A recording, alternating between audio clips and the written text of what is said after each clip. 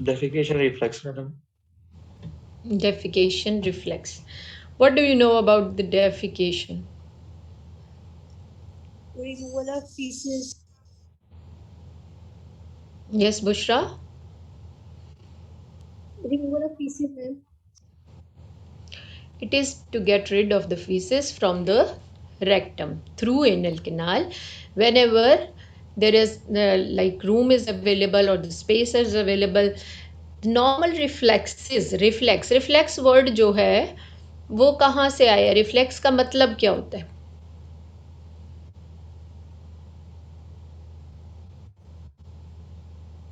जिसको एक स्टिमुलस मिले और वो उसके रिस्पॉन्स में एक इफेक्ट आए. There is stimulus, an afferent nerve take message to the spinal cord and an efferent nerve bring it back. एक arc सी बन जाती है which is called a reflex arc and it is involuntary. It's not in our control. ठीक है?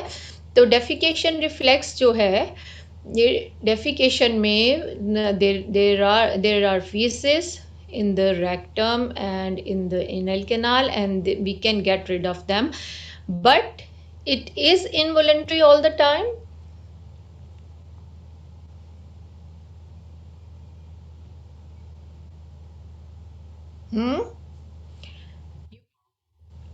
Yes, Afaq.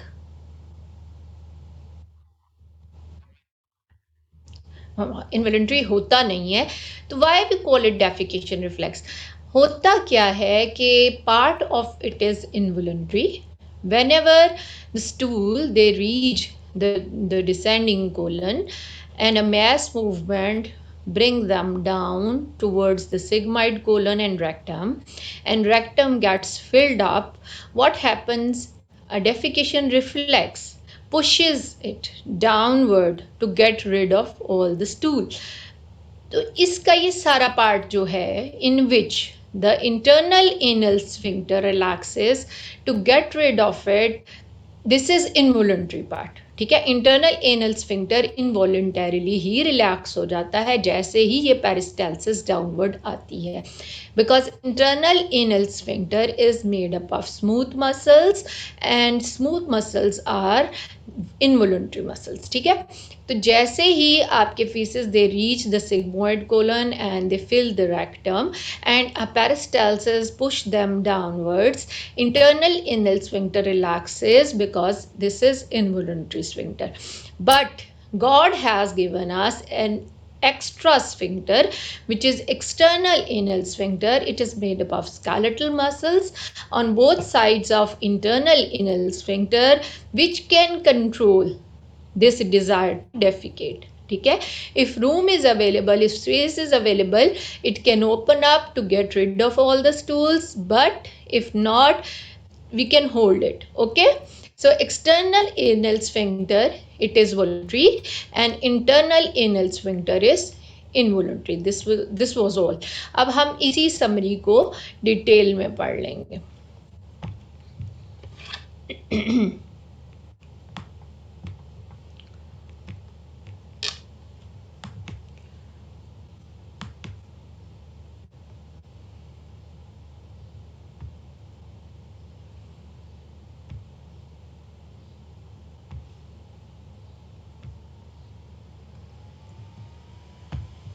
Okay, so defecation reflexes.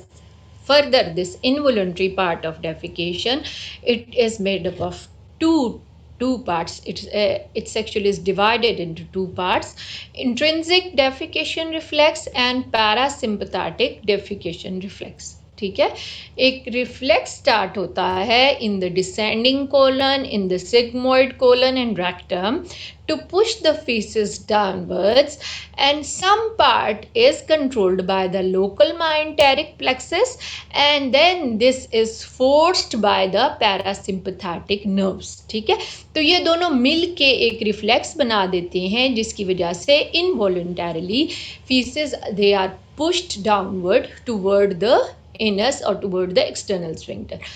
अब intrinsic defecation reflex में क्या होता है कि इंटेरिक नर्वस सिस्टम जो है आपका myenteric plexus it takes part it is a weak reflex and it is fortified by the parasympathetic reflex. अभी इस slide पे you just remember these two types of reflexes. We are going to see them in detail one by one.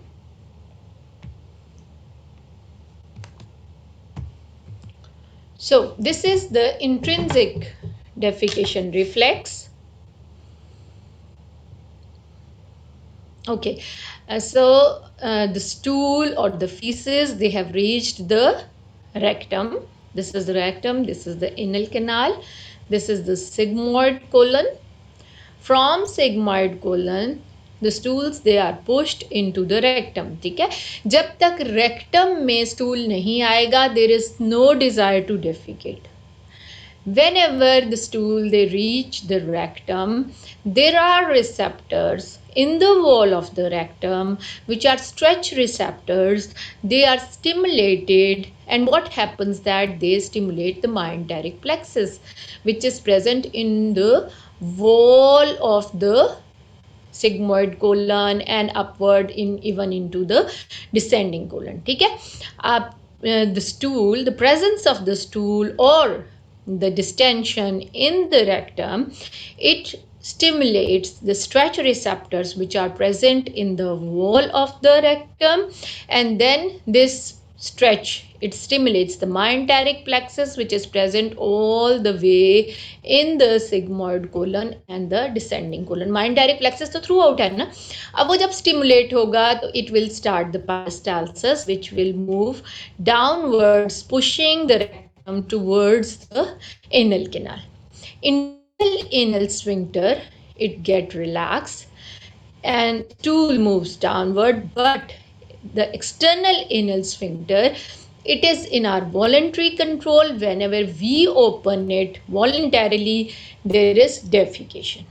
Okay, so understand this intrinsic defecation reflex, it is controlled by your myenteric nervous system.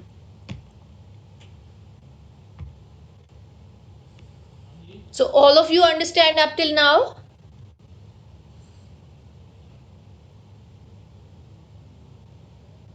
Yes, ma'am. Okay. Now, this is just to remember, मैंने ये लैदा stimulus, afferents और centre बना दिए. ये सारा वही जो मैंने आपको एक्सप्लेन किया है इंट्रिंसिक डेफिकेशन रिफ्लेक्स, उसकी ही एक आर्क की फॉर्म है रिफ्लेक्स.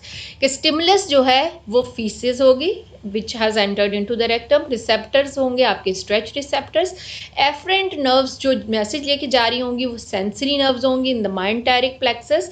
माइंटेरिक प्लेक्सस तक ही रहेगा ये reflex, it will not go up till the spinal cord. और इफरेंट नर्व्स जो हैं वही मोटर सिग्नल्स जो हैं स्मूथ मसल्स में आएंगे, smooth muscles of descending colon, sigmoid colon and rectum जो है वो स्टार्ट हो जाएगी, forcing the content downward and relaxing the internal anal sphincter. ठीक है, तो ये जो इंट्रिंसिक डेफिकेशन रिफ्लेक्स है इसमें स्पाइनल कॉर्ड का या हायर सेंटर का कोई रोल नहीं है. नाउ पैरासिम्पथेटिक डेफिकेशन रिफ्लेक्स, अब ये थोड़ा लंबा चला जाता है. इंट्रिंसिक जो है वो वॉल के अंदर अंदर तक रहा था, पैरासिम्पथेटिक में क्या है कि थोड़ा स्पाइनल कॉर्ड तक जाके वापस आ रहा है. ठीक है, तो अब होगा क्या, व्हेन द फीसेस स्टार्ट हम वहीं से ही करेंगे क्योंकि defecation, desire to defecate begins whenever the rectum. When the feces they enter into the rectum and there is stretching of the wall of the rectum, the walls, the nerve endings of the pelvic nerves over here, they are stimulated. Okay, so they take the message. वहाँ पे stretch receptor stimulate हुए थे और वो myenteric plexus तक ही लेकर गए थे. यहाँ पे जो nerve ending stimulate हुई हैं, they take the message all the way to the spinal cord, and from the spinal cord, the efferent nerves, which are parasympathetic nerves, parasympathetic उनके अंदर पैरासिम्पथेटिक फाइबर्स भी होते हैं.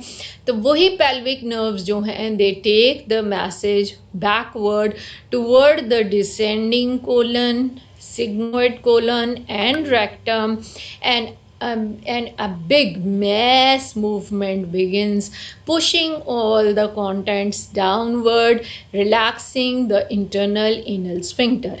And if from the higher center message comes to relax the external anal sphincter, defecation takes place. Good? Understand?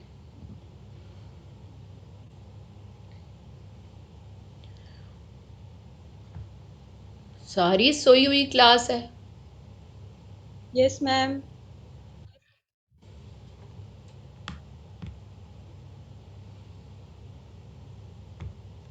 चलो मुझे बताओ कोई भी स्टूडेंट के ये रिपीट करो. Will begin pushing all the contents downward, relaxing the internal anal sphincter. ठीक है, यहाँ तक का काम तो खुद ब खुद ही हो जाता है. Now if voluntarily the external anal sphincter is relaxed, all the contents they are pushed out of the body. ठीक हो गया? ये क्या हो रहा है? Okay, as we have done for the intrinsic defecation reflex, the stimulus, the receptors, the afferents, you can go through it. It's not very much different from the intrinsic. आपको जो बात पिक्चर पे समझा दी गई है वही इसमें डिटेल में मैंने लिख दी है. Now, there is integration of different reflexes. What happens that whenever the food it enters into the stomach, ठीक है, तो उससे भी एक रिफ्लेक्स स्टार्ट हो जाता है. वो होता क्या है कि वो वेव जाएगी carrying message to the colon, जिसकी वजह से जो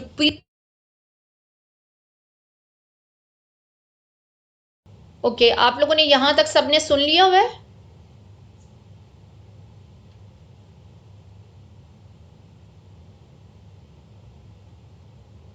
अलिशबा, Yes, ma'am. इस स्लाइड तक आप लोग सब मेरे साथ थे? Ma'am, मेरी slide नहीं बेटी. सॉरी, आप हमें इंटीग्रेटेड डेफिकेशन रिफ्लेक्स करवा रही थी आप पीछे, पिछली स्लाइड है ma'am. Okay. Integrated defecation reflex में क्या होगा कि for example you have taken new meal, the meal has entered into the stomach, but the previous stool is present already in the descending colon and sigmoid colon and rectum. Now what happens, nature has given this integrated reflex that whenever new food enters into the stomach, message is sent to the colon to begin the mass movement. And I have told you what is this mass movement. This mass movement is that in which the distal part of the transverse colon, the descending colon and the sigmoid colon, they leave their hostrations and they push all the contents forcefully downwards. ठीक है, उसकी वजह से क्या होगा कि previous content जो है, previous stool, it is escaped out of the body, और जो न्यू मील आएगा then it will pass through the small intestine and it will reach the colon and then become the new stool. Okay, so all of you are following me now? Yes, ma'am. Okay. हाँ जी, ये वाली slide आप लोग नहीं सुन पाए.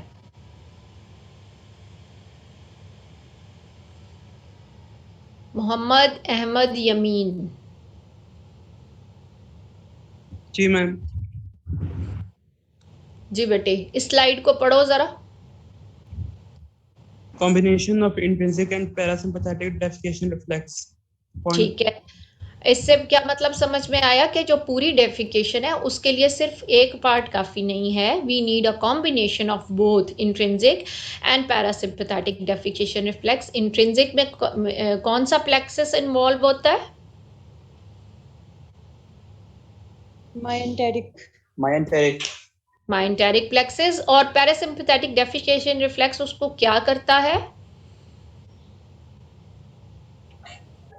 Stimulate करता है, स्टिमुलेट कर देता है, फोर्टिफाई कर देता है, एनहांस करता है, इन्हांस कर देता है. Very good. अच्छा, thank you very much Sumbal Nawaz. क्या होगा whenever the space is available, what happens that what is done, what is this Valsalva maneuver? What is Valsalva maneuver?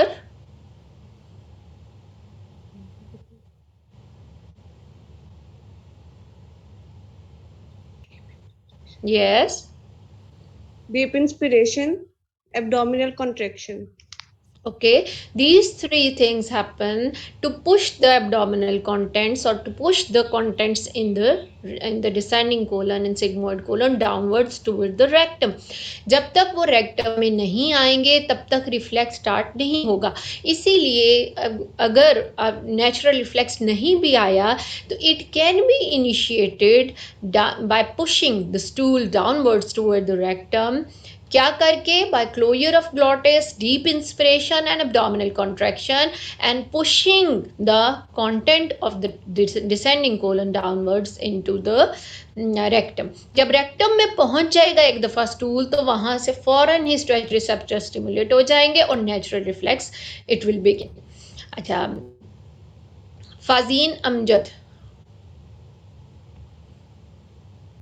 so what happens that now the pudendal nerve जो ये हम उस वक्त से voluntary control की बात कर रहे थे, एक्सटर्नल एनल स्फिंक्टर को पुडेंडल नर्व जो है सप्लाई करती है, जिसके अंदर वॉलंटरी फाइबर्स होते हैं। और जब भी external anal sphincter voluntarily relax होता है तो faeces are pushed out of the body through anus.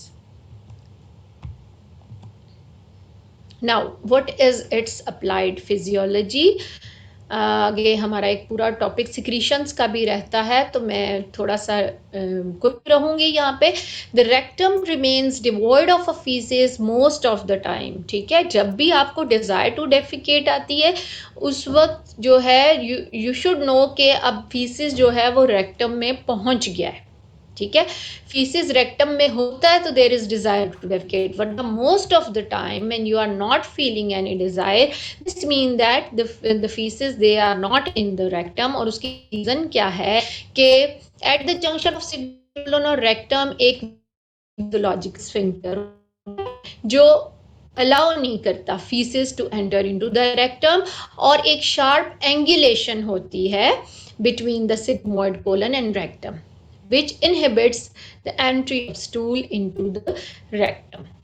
दूसरी applied aspect क्या है कि continuous dribbling of the faeces हर वक्त नहीं होती रहती एक नॉर्मल इंसान के अंदर।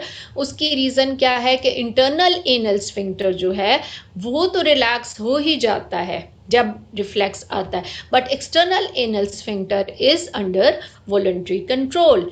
But in some patients which are with spinal cord transection, hospital में एडमिट हुए हुए पेशेंट्स जिनको बाज़-औक़ात उनकी स्पाइनल कॉर्ड में कोई प्रॉब्लम हो जाता है तो उनके ऑटोमेटिकली जैसे ही रेक्टम में फीसेस आता है तो देयर इज़ इनकॉन्टिनेंस, वो फीसेस जो है बॉडी से बाहर आ जाता है, उनको ना कोई डिज़ायर होती है और ना ही वो उसको वॉलंटरीली कंट्रोल कर सकते हैं। या जो बच्चे हैं, आप देखें बच्चों में स्टूल पास हो जाता है विदाउट एनी डिज़ायर, बच्चे बता भी नहीं पाते और उनमें फ़ौरन स्टूल पास हो जाता है। तो इन दोनों केसेस में क्या होता है कि ऊपर से वॉलंटरी कंट्रोल लॉस्ट हो गया। ठीक है, voluntary control is not here. जैसे जैसे बच्चों में वॉलंटरी कंट्रोल डेवलप होता जाता है वो फिर बताना शुरू हो जाते हैं, और स्पाइनल कॉर्ड ट्रांसैक्शन वाला जो है यूजुअली उसको पता नहीं चलता, और ये एक बहुत बड़ा प्रॉब्लम है इनकॉन्टिनेंस का। और बेड पे ही ना सिर्फ बेड वेटिंग हो जाती है क्योंकि उनको यूरिनरी ब्लैडर की फीलिंग का भी नहीं पता चलता, तो इसी तरह ही उनकी डेफिकेशन भी खुद ब खुद ही हो जाती है इनवॉलंटरीली।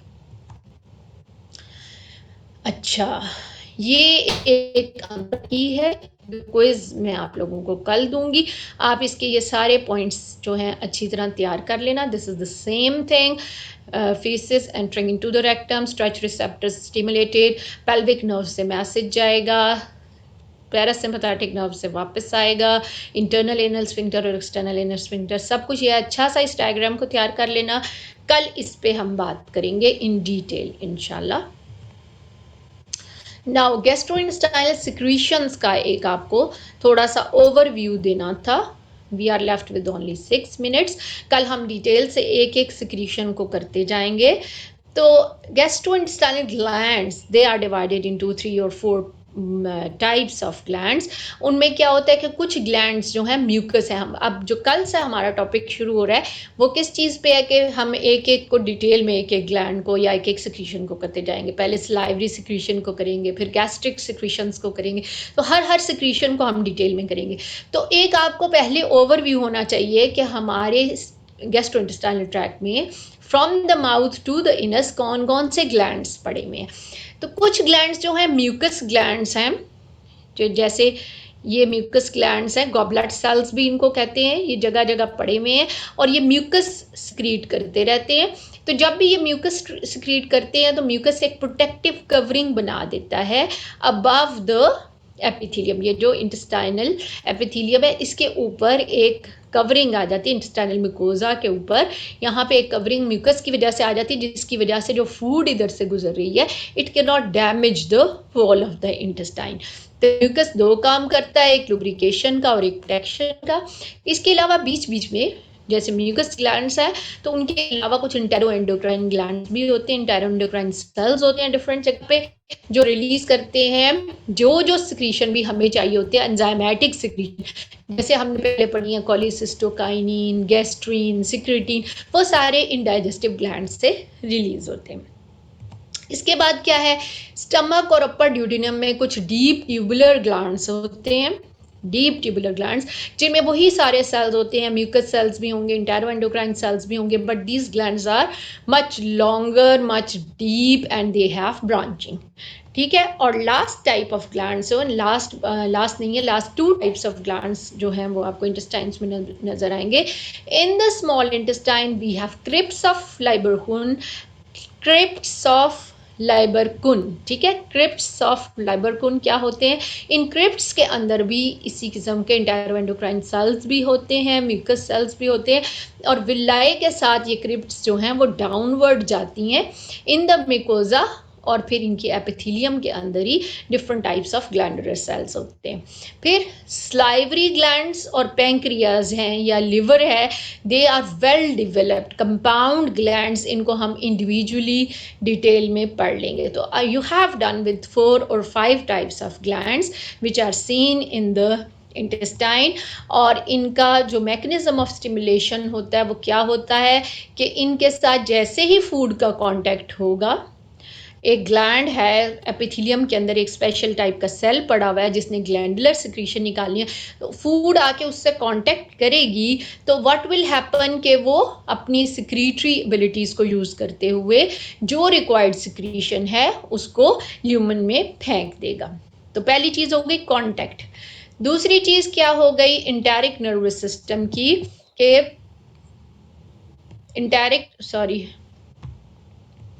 इंटेरिक नर्वस सिस्टम में किस चीज़ से आपका इंटेरिक नर्वस सिस्टम जो है वो सिक्रीटरी एबिलिटीज़ ले आएगा। अगर टच हो फूड, कोई भी केमिकल इरिटेशन हो या डिस्टेंशन ऑफ वॉल हो, तो all the glands in the gut wall in the enteric nervous system they are stimulated and they start secreting mucus or other enzymatic secretions। ठीक है। अब एक चीज़ हमने पढ़ ली कैसे ग्लैंड्स जो हैं या ग्लैंडुलर सेल्स या म्यूकस सेल्स सिक्रीट करते हैं। एक चीज़ है कांटेक्ट। ठीक है, I am repeating again, contact. दूसरी चीज़ क्या है, आपके इंटेरिक नर्वस सिस्टम की भी स्टिमुलेशन हो जाती है by contact, by chemical irritation और बाय डिस्टेंशन, जिसकी वजह से ये सारे सेल्स जो हैं अपनी सिक्रीशन शुरू कर देते हैं। लास्ट चीज़ क्या है आपका ऑटोनॉमिक नर्वस सिस्टम।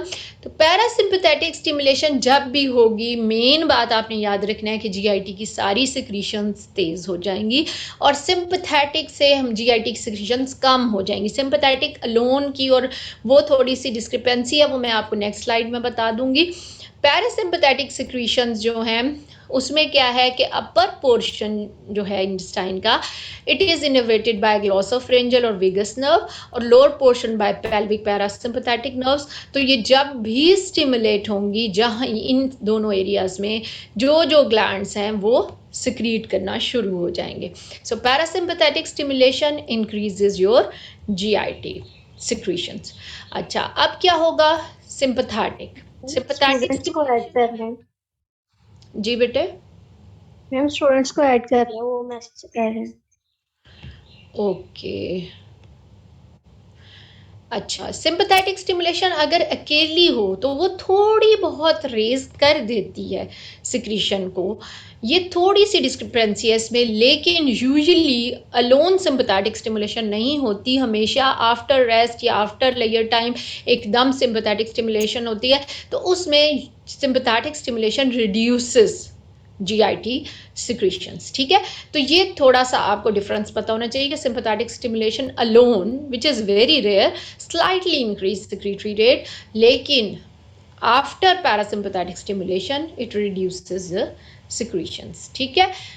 अब लास्ट स्लाइड ही होपफुली रह गई है, इसको आप लोग देख लेना, इसमें से जो चीज़ आपको समझ नहीं आएगी, I don't want to like भागना नहीं चाह रही कि आप लोगों को इसकी बिल्कुल समझ रहा है, एक रीडिंग इसको दे लेना, लास्ट स्लाइड है, तो इसको हम कल डिस्कस कर लेंगे इंशाल्लाह, ठीक है। बाकी आज के लेक्चर में कोई problem? No ma'am. Any question?